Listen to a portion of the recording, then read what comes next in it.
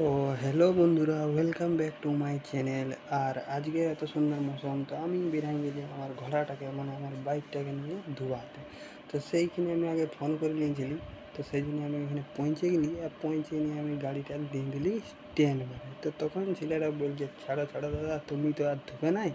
তো বলছে আমাকে দিন যাও। তখন বলছে তুমি বসছো। তো আমি বলি বসলে তো হবে না বা, ভিডিওটা কে বানাবে? তো বলি ভিডিওটা তো বানাতেই হবে। হ্যাঁ দেখো, জল দিয়ে নিচে পুরা একদম ময়লাটাকে পৃথিবীর বের করে দিল। আর একটা কি ঘর নিয়ে নিল, পুরা সাবান গুঁড়িনো শ্যাম্পু ছিল, কে জান বাপ কী ছিল, একদম কচকচায়। হ্যাঁ হ্যাঁ, ওই জায়গাটা ভালো করে পিছনটা দূর নাহলে পুলিশগুলো তারা দেখতে পায়নি। বাম পার করে একদম চাকাটা ধুয়ে দিছে। আর মেঘটা তো বাপ আরও কালো করে আসছে, জল টল পড়বে নাকি।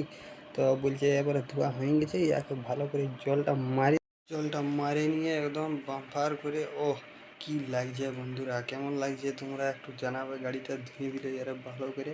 এইবারে আমাদের জল দিয়া কমপ্লিট হয়ে গেছে। তো হ্যাঁ, পিছন দিক দিয়ে হালকা করে একটু দিয়ে দেবা, নাহলে একদম চিকাটা একটু ফেকসা ফেকসা দেখাবে, কালো বটে না, একটু কোথায় ময়লা ধরবে। তো হ্যাঁ বলে দেখো বন্ধুরা, আমার গাড়ি ধোয়া কমপ্লিট হয়ে গেছে।